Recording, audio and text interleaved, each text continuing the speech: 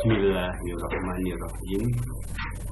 Pada hari ini tanggal 17 April 2020 saya akan melaporkan tugas saya ketika melaksanakan WFH. Dalam hal ini saya akan memeriksa tugas ekonomi kelas 11 dengan materi perdagangan internasional. Di sini ini tugasnya, saya menyampaikan link tentang perdagangan internasional. Itu pengertian perdagangan internasional, teori, manfaat dan hambatannya. Ini linknya. Kemudian juga materi tentang ekspor dan impor barang. Di sini ada linknya di blog exportimport.com.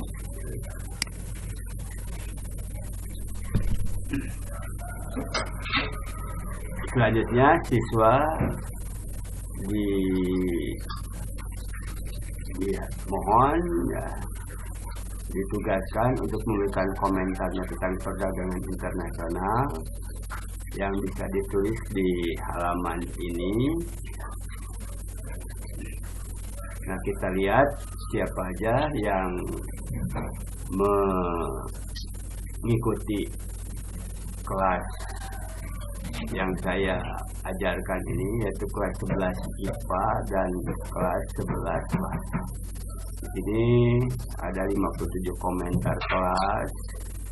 Kemudian yang ini di Ajeng 16 April.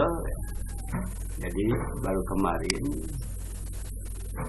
di Ajeng ini sudah membahas dan intinya bertanya tentang pertanyaannya, mungkinkah suatu negara tidak melakukan ekspor atau impor? Itu pertanyaan untuk diajak. Kita lihat kegiatan atau siswa yang lainnya. Tarik dulu ke atas. Kita klik di sini dulu. Nah, ini tadi tanggal 13 April.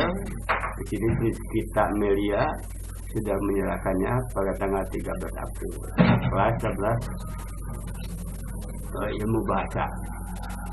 Ya, sudah bersama ini sudah mempelajarinya dan kemudian dia bertanya,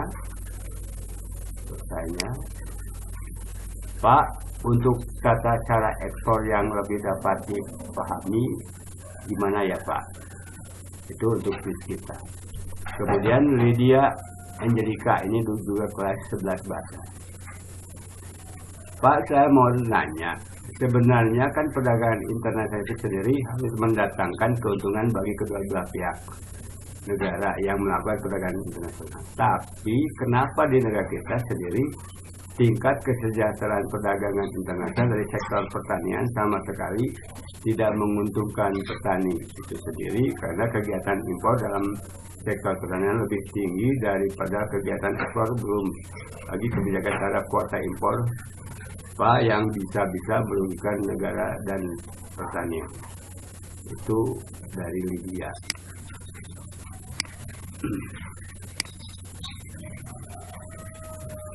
Selanjutnya ini Yulis 14 April, besoknya berarti ya. Yulis ini menanyakan nih, di dalam teori gravitasi dipaparkan bahwa teori ekonomi terbukti kuat secara empiris dan analisis ekonomi. Lalu apa yang dimaksud dengan ekonometri? Pertanyaan yang keduanya, dalam perdagangan antar negara tentu kita mengenal istilah black market. Perdagangan ini jelas merugikan perdagangan ilegal. Jelas merupakan perdagangan ilegal. apakah black market dapat dikategorikan perdagangan internasional walaupun melanggar aturan? Lalu sanksi apa yang akan dijatuhkan terkait black market ini? Selanjutnya Puput Hanafiah Nuraisa dari kelas 11 IPA. Ini masih 14 April juga ya. Jadi di sini saya tidak menetapkan batas waktu untuk menjawab atau memberikan pertanyaan ataupun komentarnya ya. Ini Puput, pertanyaannya, hambatan perdagangan internasional yang sering terjadi di Indonesia saat ini ditambah adanya virus corona ini, Pak, apa termasuk hambatan perdagangan internasional juga? Jadi nanyakan perdagangan virus corona itu apa merupakan hambatan juga? Nanti dijawabnya. Kemudian Yasmin Azahra Putri, kelas 11 bahasa. Dia menanyakan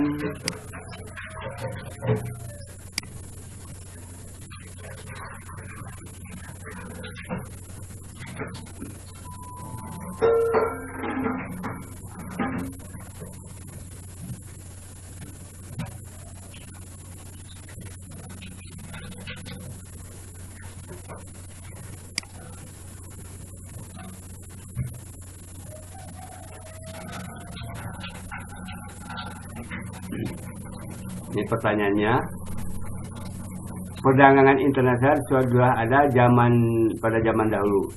Bagaimana orang-orang pada saat itu melakukan perdagangan internasional? Seperti yang diketahui pada zaman dahulu teknologi belum secanggih seperti sekarang. Nomor 2, tentunya pada saat ini perdagangan internasional sangat terganggu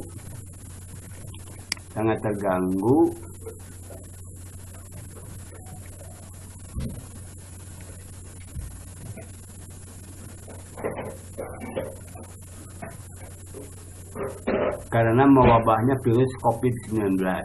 Apakah ada solusi untuk tetap berjalan kegiatan ekspor impor seperti biasanya? Karena seperti yang diketahui, tidak semua negara dapat memenuhi semua kebutuhannya. Yang ketiga, jika ada pelanggaran terhadap kegiatan ekspor impor, apakah ada sanksi ataupun itu agar membuat si pelaku jerah, seperti apa sanksi yang diberikan? Itu Jessica. Kemudian Restu Silmi,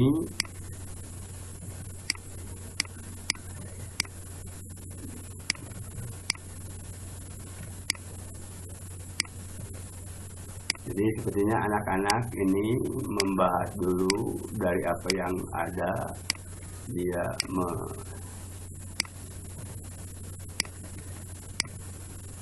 kemudian Restu Silmi bertanya bagaimana cara suatu negara atau perusahaan untuk menghadapi hambatan yang terjadi pada perdagangan internasional.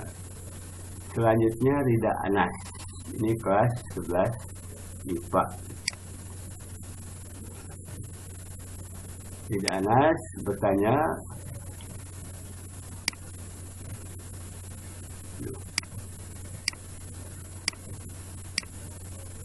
kan negara maju pasti teknologinya sudah sangat baik dan dapat memproduksi barang sendiri.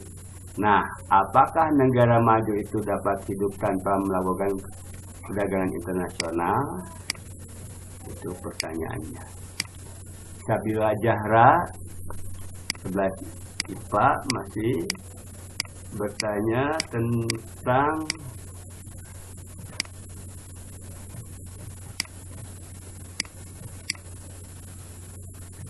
dalam perdagangan internasional, alat pembayaran yang digunakan atau transaksi yang digunakan sebaiknya berupa apa Pak? Apakah clearing atau inkaso?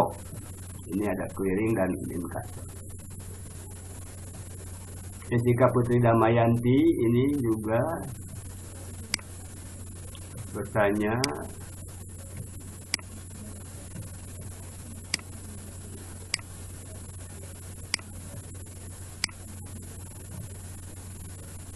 satu, solusi apa yang harus dilakukan untuk menghadapi hambatan dalam perdagangan internasional, termasuk pada saat ini perdagangan internasional terganggu pandemi COVID-19. Yang kedua, sanksi apa yang akan diberikan jika ada pelanggaran dalam pelaksanaan ekspor barang ke luar negeri.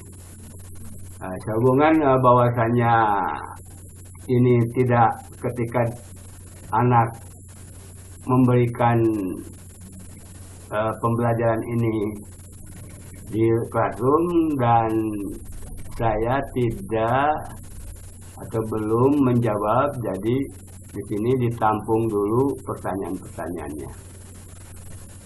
Kita bahas nanti.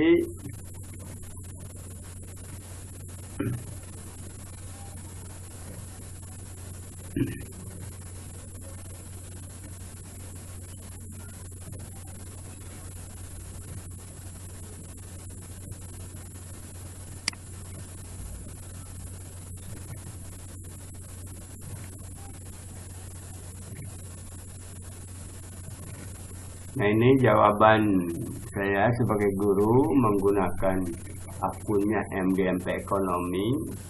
Ini Priskita Melia pada waktu itu menanyakan cara yang terbaiknya itu bagaimana. Saya jelaskan bahwa dulu ketika zaman dulu sulit menjelaskan tentang bagaimana caranya ekspor impor. Karena keterangan zaman dulu itu sangat ribet. Sekarang dengan adanya internet semakin jelas caranya. Seperti biasa ini menjadi sama dengan online ya.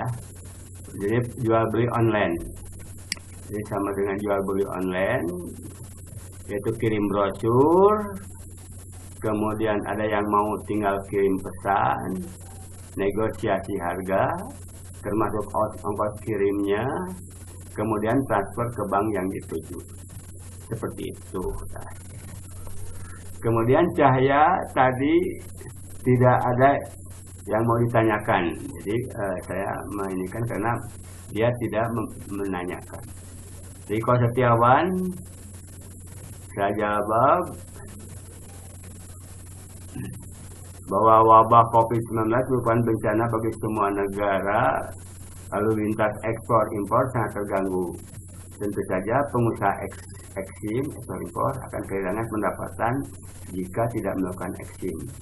Pemerintah dalam hal ini harus membuat kebijakan membebaskan bea masuk, bea keluar, sehingga barang yang beredar tidak mahal, konsumen bisa membeli. Ya.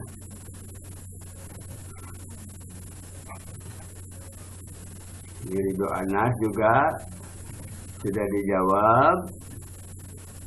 Jessica sudah dijawab.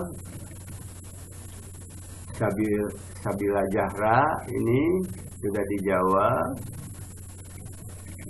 Dia ngasih komentar lagi. Baik Pak, terima kasih banyak. Ridho Anas ini sudah dijawab. Di sini seperti Restu Silmi, dia menanyakan, saya tulis lagi pertanyaannya, bagaimana satu negara perusahaan untuk menghadapi hambatan yang diberikan. Ini jawabannya sudah saya kasih jawabannya. Restu Silmi juga ada dua pertanyaan. Ini jawabannya yang ini sudah saya kasih jawaban. Rahmanur Nurbahira ini